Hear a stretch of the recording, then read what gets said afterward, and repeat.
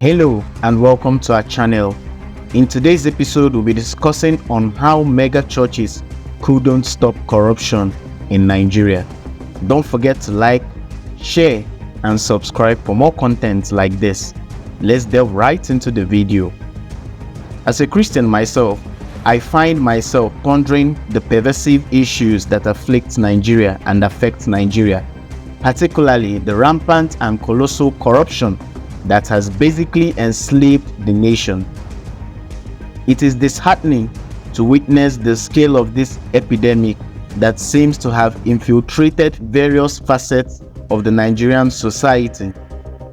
What compounds this disconcerting reality is the fact that Nigerian churches are the largest worldwide. A good number of these churches that dot the Nigerian landscape are capable of accommodating hundreds of thousands of worshippers who culminate to the millions of Christians worldwide and nationwide. The irony is palpable. A nation seemingly invested in profound spirituality, yet still grappling with the acute and pervasive presence of corruption.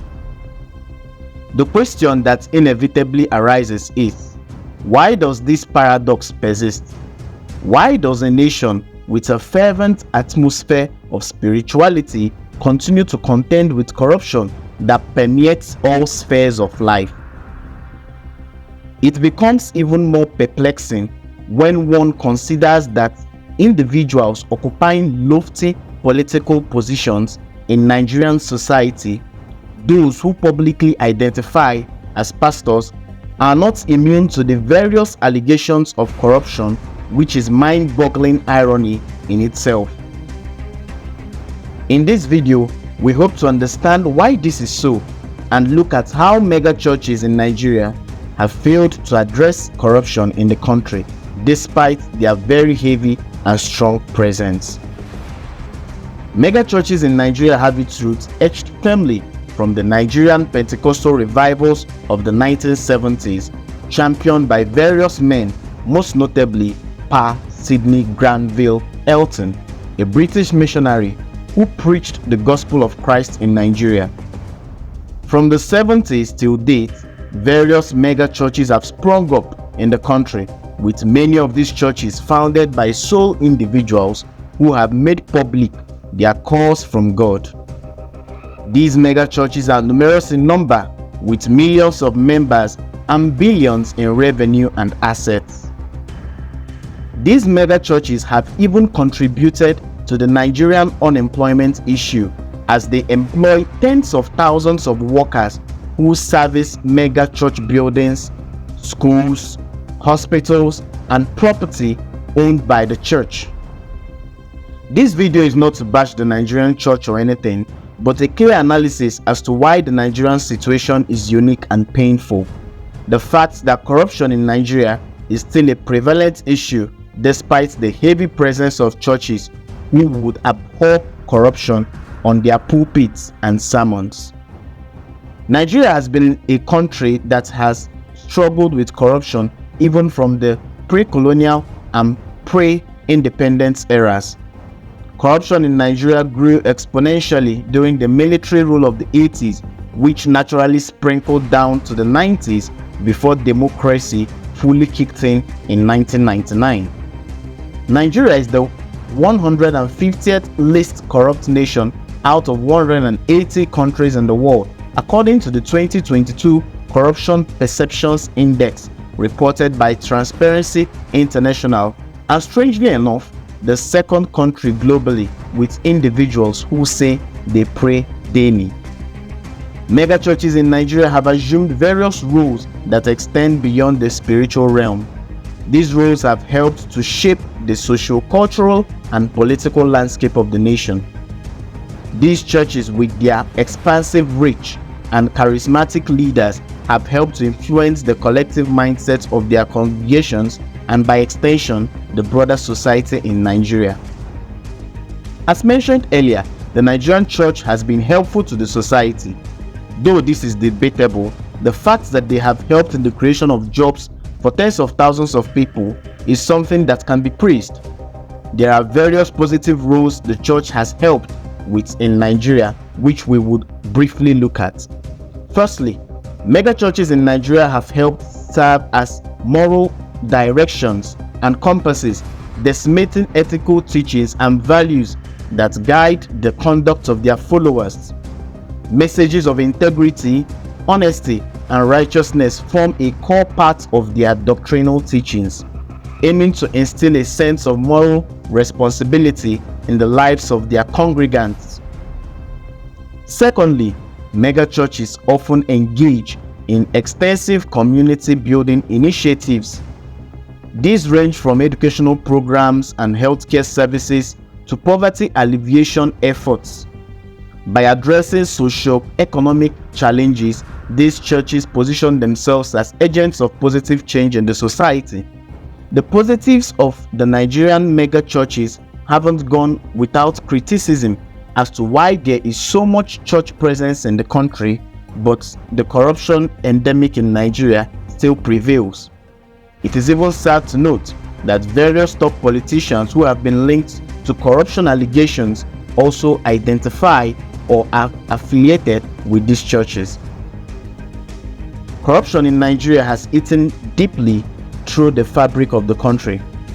Basically, nothing runs effectively in the country without money exchanging hands. From police officers seeking bribes on the roadside, to government officials seeking bribes to get people employed, to massive looting and stealing by top government officials. The sad reality is, Nigeria is known to take God seriously. Churches are everywhere, with many of these churches having global presence and global audience. Programs and crusades are organized literally every week in the country, with thousands if not millions in attendance. Yet, in spite of all these, nothing seems to have changed in the country, with corruption becoming worse every day. Many have questioned why mega churches don't seem to have an impact to tackle this. However, there are various factors contributing to massive corruption in Nigeria, despite the heavy presence of churches, which we would look at in this video. The first is the historical legacy of Nigeria. Truth be told, Nigeria has a messy historical past which seems to have trickled down to the present. Nigeria's history has been marked by colonialism, military rule, and economic instability. These historical factors have contributed to the development of a system where corruption can thrive. During periods of military rule, corruption becomes deeply entrenched in both the public and private sectors. Secondly, economic inequality. Economic inequality is a pervasive issue in the country, with a significant gap between the rich and the poor. When people perceive the system as unfair, it can actually foster a sense of desperation, leading some to engage in corrupt practices as a means of survival or upward mobility. The third, political patronage. Nigeria's political landscape is often characterized by patronage networks. Politicians may use their positions to reward loyalists, even if it means turning a blind eye to corrupt activities. This culture of political patronage undermines efforts to combat corruption. Mega churches in Nigeria bear the weight of significant expectations from their congregants and society at large. As powerful influencers with vast resources, charismatic leaders and pastors have expansive reach. These churches are often looked upon to address a myriad of societal challenges. Examining the expectations placed on mega churches will help us to understand why so much is expected from them to do. A primary expectation from mega churches is the provision of moral guidance and ethical leadership. Though mega churches champion and preach morality, righteousness, and Christian living, the Nigerian mega church has struggled to make a significant impact in the Nigerian society with regards to reducing corruption in the country. This expectation comes from a perspective where it is acknowledged that Christians make up to half of the Nigerian population and profess to be moral and godly. The teachings decimated within mega church walls are expected to permeate the daily lives of their followers, influencing their choices, behavior, and affecting the nation positively in general. However, despite expectations from the Nigerian church, there are various factors limiting the Nigerian church from actually making an impact in the country, especially with regards to corruption. Some of these factors are: 1. Political affiliations. Some church leaders in Nigeria and in these mega churches are politically affiliated, compromising their ability to be unbiased in addressing corruption issues. Over the years, it has been proven that sometimes top leaders in Nigerian mega churches are often close friends with politicians who are linked with massive corruption. Sometimes they grace their events, attend their parties, and generally wine and dine with them. When churches are perceived as aligned with specific political interests, it can undermine their credibility as moral authorities. Secondly, lack of transparency and accountability. Transparency within religious institutions, such as the Nigerian church, is crucial for building trust. Some churches may lack financial accountability, leading to suspicion and skepticism. The unrestrained public show of luxury can also lead to this undue skepticism. Transparency is essential in demonstrating that the church practices what it preaches, especially in the fight against corruption. Thirdly, the influence of the prosperity gospel. The proliferation of the prosperity gospel in Nigerian churches has been a double-edged sword. While it has inspired hope and faith in many, it has also been criticized for fostering a materialistic mindset. This focus on wealth accumulation can divert attention from addressing societal issues, including corruption. Fourthly, fear of retaliation. Speaking out against corruption in Nigeria can be risky, as it involves confronting certain powerful individuals and institutions. Some church leaders may fear retaliation if they actively engage in anti-corruption advocacy. This fear can silence the church's voice on crucial issues. Finally, societal pressures.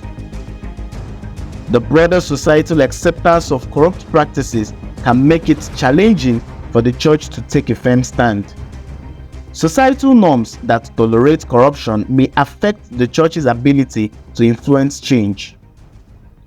So the question is, can churches actually impact a country positively to reduce corruption? The Bible says, righteousness exalts a nation, but sin is a reproach to any people. It is certain that when there's some form of accountability by the Nigerian people, things will actually get better. Congregants look to churches and their leaders not only for spiritual direction, but also for guidance on ethical living, integrity, and moral conduct. The teachings decimated within mega church walls are expected to permeate the daily lives of their followers, influencing their choices and behavior. So the question is, how can the church help build trust that they can curb corruption? Churches can adopt transparent financial practices. Regular audits and disclosure of financial information can help build trust within the congregation and the wider society. Renowned evangelist Billy Graham made public the financial expenditure of his evangelistic ministry, and this can be looked upon and learned from. Secondly, churches can emphasize the importance of theological education that includes ethical teachings and social justice principles. Well-informed clergy can better address the ethical challenges, including corruption, faced by society. Thirdly, church leaders can actively engage with the local community and collaborate with other stakeholders, including government agencies, NGOs, and civil society groups. A unified front against corruption is more potent than isolated efforts to stop corruption. Thanks for watching the video. Don't forget to like, share, and subscribe for more content like this. See you later.